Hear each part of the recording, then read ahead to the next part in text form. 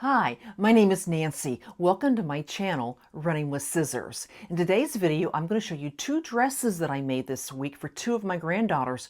One of them is another magic dress. If that sounds interesting to you, stick around.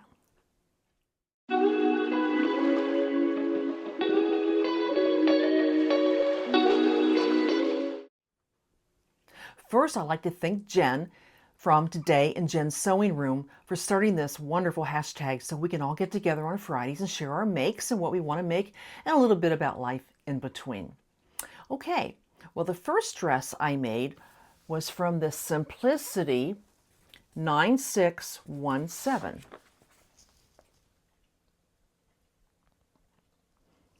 And I made this version. Well, I tried it on my granddaughter. She's 9, and it was too long. It fit her really good up top, and I'll pop in a picture here and show you. It hit the floor. It's just too long, but it did come out pretty cute. So let me just show it to you. If you see, look at the buttons. Don't you just love the buttons? But it's too long.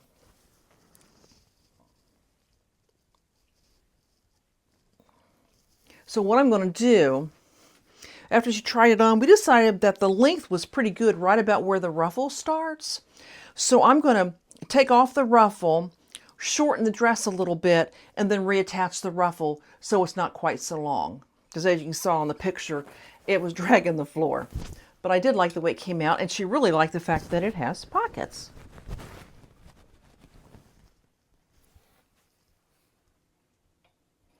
Okay. I want to talk about facings. I found something interesting about facings that I had never heard of before. Normally when I do my facings, you take the facing, the wrong side, and you put on your inner facing, with the glue side onto the wrong side. You press it, and then I just put in a little edge with my serger. I've always done it that way. Well, I was watching Casey from the Pattern Scout, and she's doing a tutorial, and she did something I had never seen done before. Wonder if you've done this.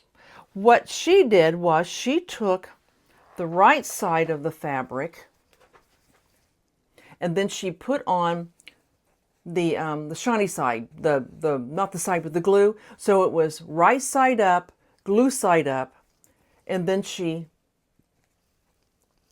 stitched it, trimmed it, clipped it, and then she turned it over. If I can get it.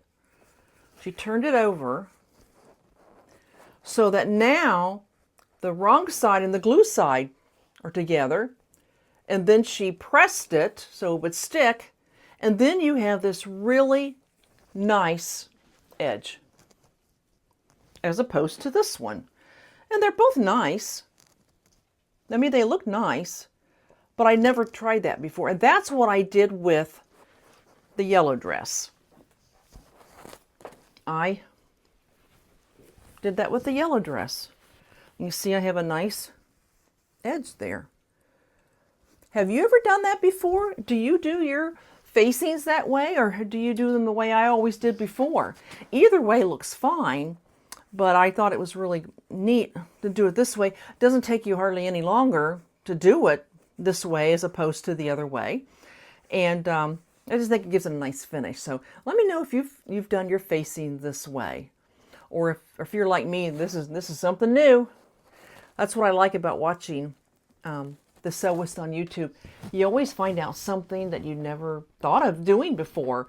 It may be a better way, an easier way, but that's what I really enjoy about watching all the different people that I watch on YouTube.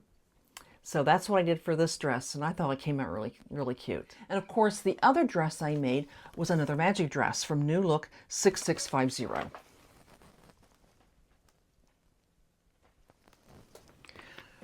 want to tell you something about the dress before.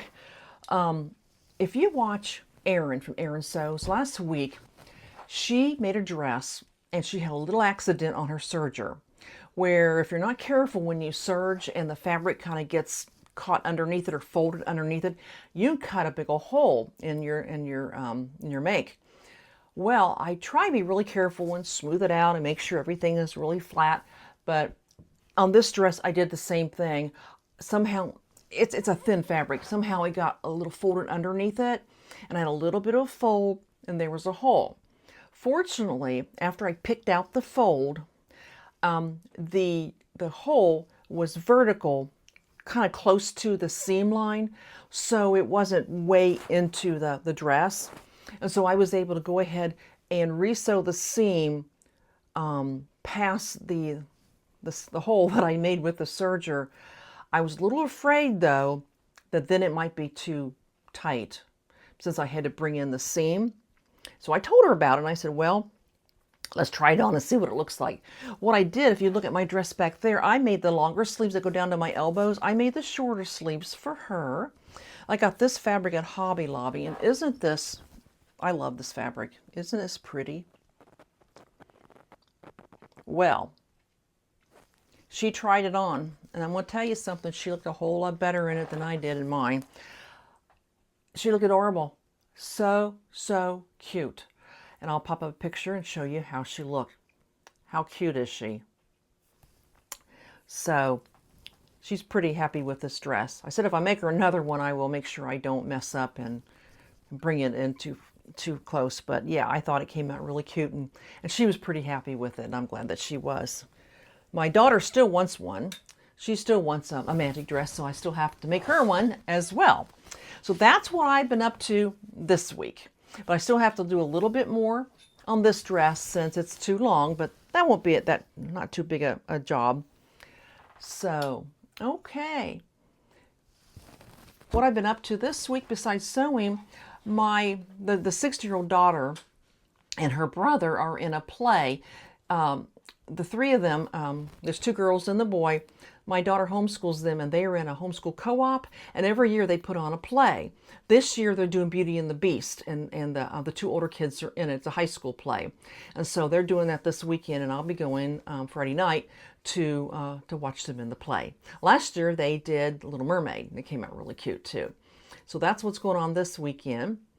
Before I say goodbye, I do want to do a shout out for Zelda from Zelda Sews. If you've never watched her, pop over to her channel. She's getting so close to 1,000 subscribers, and I would love to be able to push her over the edge to 1,000 this weekend. So go ahead and go over to her channel. She's a dear, sweet lady. I really enjoy watching her, and I'd be tickled if over the weekend we can get her into that 1K level. Okay. Well, I'll be back next time. I'd love it if you would subscribe, hit the notification bell, give me a thumbs up, and I will see you the next time I post a video. You take care. Goodbye. God bless.